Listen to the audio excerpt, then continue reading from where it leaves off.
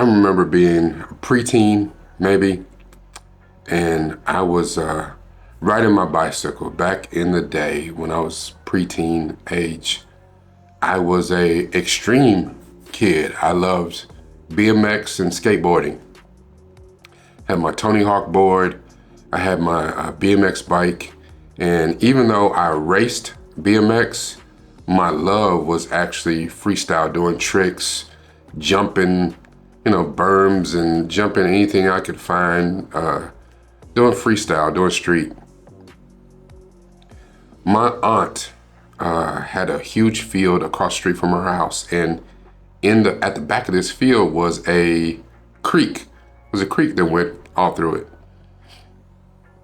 There are a bunch of dry places in the creek, and so, on the riverbed or the creek bed, there was a place where it go down and then come up the other side. It's a perfect ramp.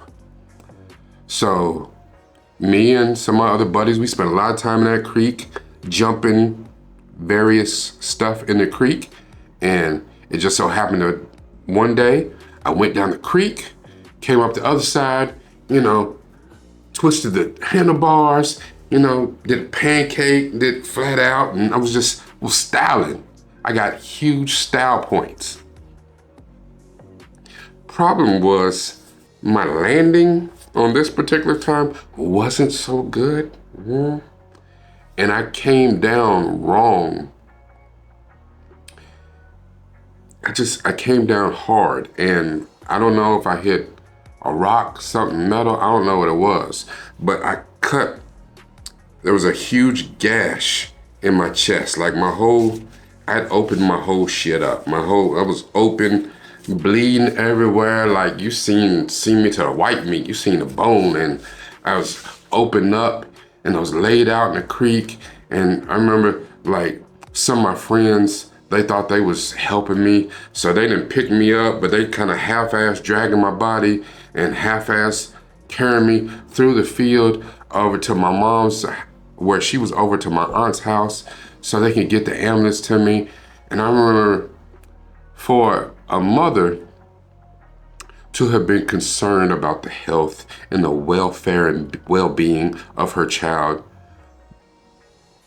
my mom took that extremely strange. Like, I could tell the love, but it was hard in between the cuss words and her like hitting me and telling me what the hell was wrong with me.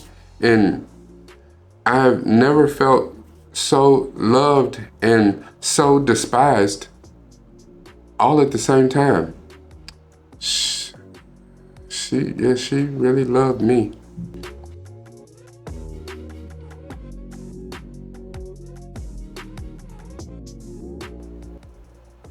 Hello, Governor. It's Rory Steed, nupefromdaville, and we're back for Doctor Who Season 6, Episode 3, Curse of the Black Spot. And this is called We All Gotta Go. It's about mortality.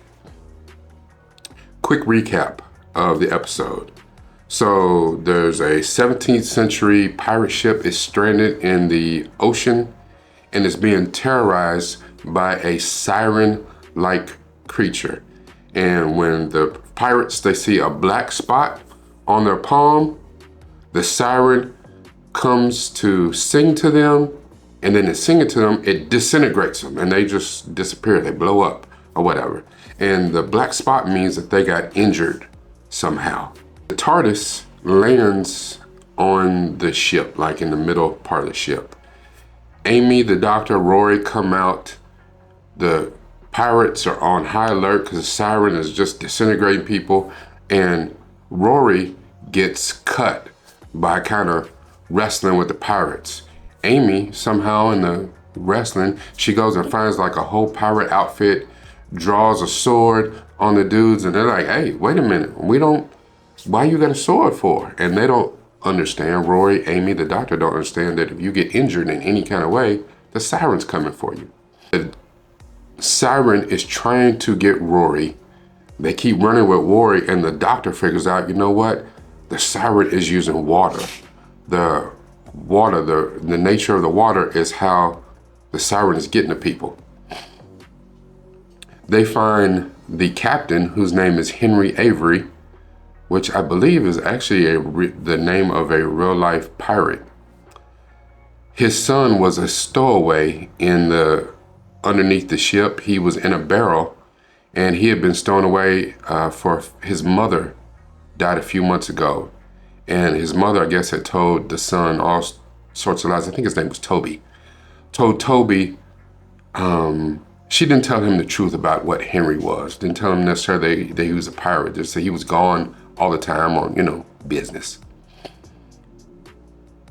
But they find out the doctor is wrong because the siren gets into a room that doesn't have any water in it. The room is dry. So how did the siren get in? The doctor figures out it's got to be on reflective surfaces. The siren's using the reflective surfaces to get in. The doctor tells Henry, listen, you got to get rid of all the treasure, all this gold, all these things that have a reflective surface, you got to get rid of it. And they start dumping all the gold and all the treasure over the side, except for Henry. He has a crown in there. Apparently they stole it from some king or some royalty. Henry's like, yeah, I'm not getting rid of that.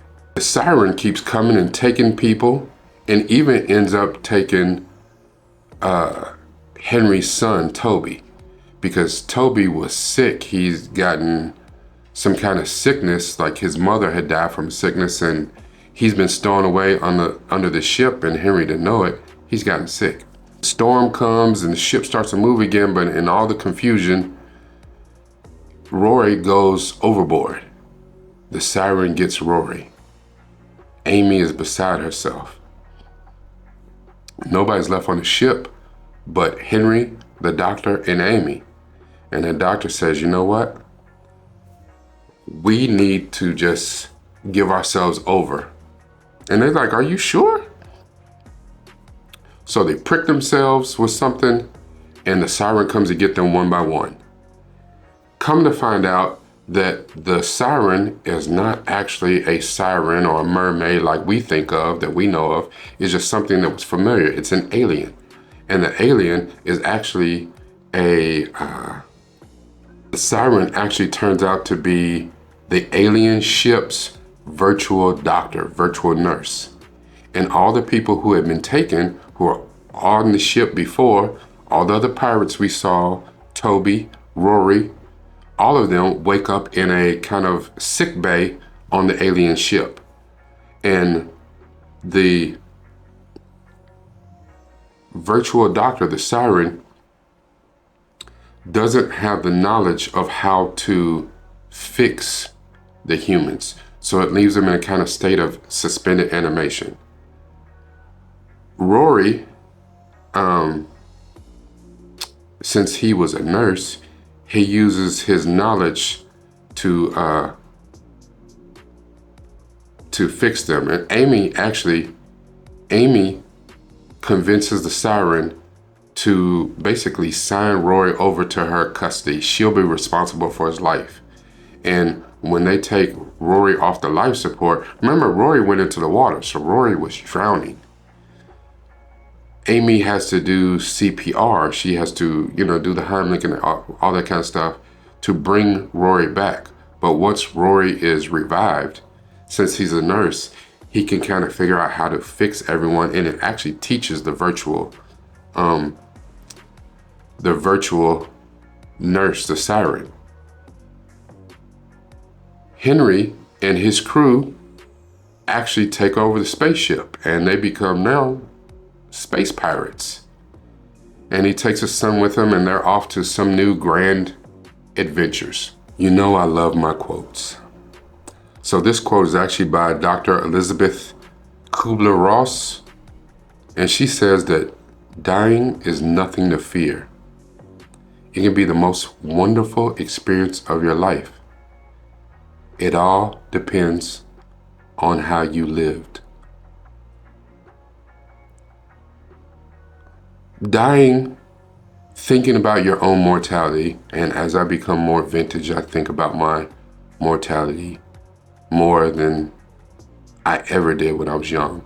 And part of that is because not only as I'm becoming older and less healthy than I should be, but because I have kids, I have little ones that depend on me, and my health is paramount for me to be here to provide for them. And sometimes I'm not doing everything I can to be here for them because my health is not great. But in thinking about Dr. Kubler-Ross's quote, I also think about the kind of life that I lead, the kind of life that I've lived. When I was a young man, I did not give a shit. There was nobody but me. I didn't think about my brother. I didn't think about my mother. I didn't think about people close to me. I lived for the day.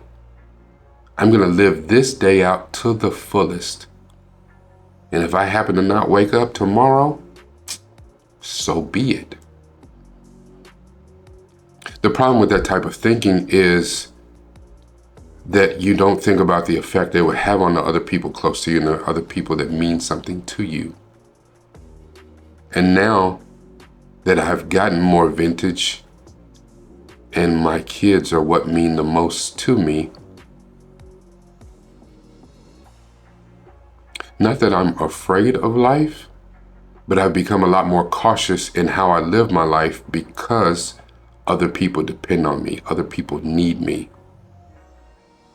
So let's re-examine how you lived your life. Are you living your life right now? If you enjoy substances, alcohol, drugs, sex, dependency, toxic behavior, extreme behavior, is there something behind that? Is that for traumas that have been undealt with? Maybe. Maybe that's just what you like. Not everyone deals with mortality, and especially if the younger you are. When I was young, I didn't think about it. I didn't care. And a lot of young people, when you're young, you think you're impervious to danger. You're bulletproof. You'll live forever. You're immortal.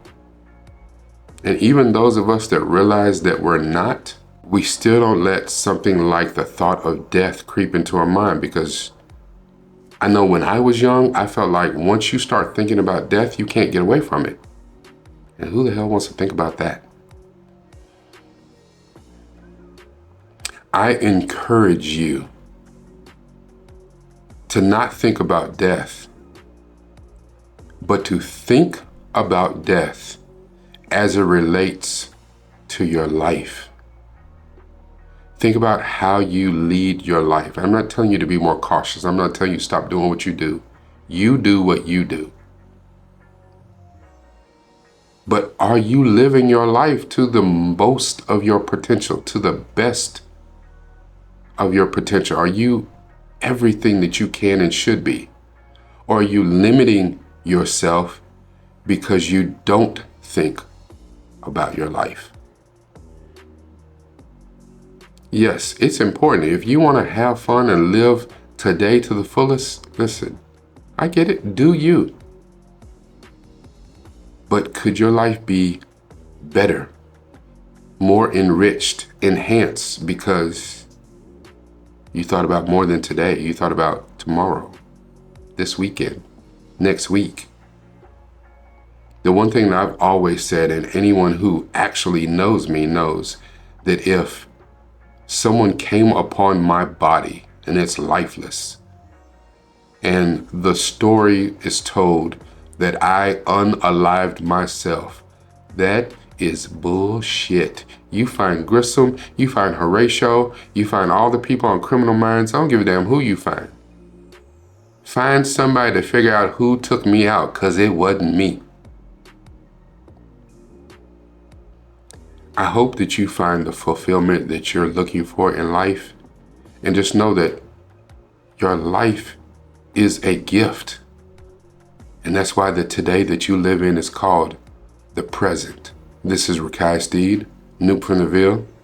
Make sure that you like, comment, leave me a comment about Do you think about your mortality at all? And what do you think about? Are you living your life to your fullest potential? Share this video as much as possible, and by all means, if you've not subscribed, subscribe. Check out the other videos in my Doctor Who series. Check out some of the other movies and other videos I've done. I couldn't do any of this without you. Remember, it's all about this, and even more so, it's all about this.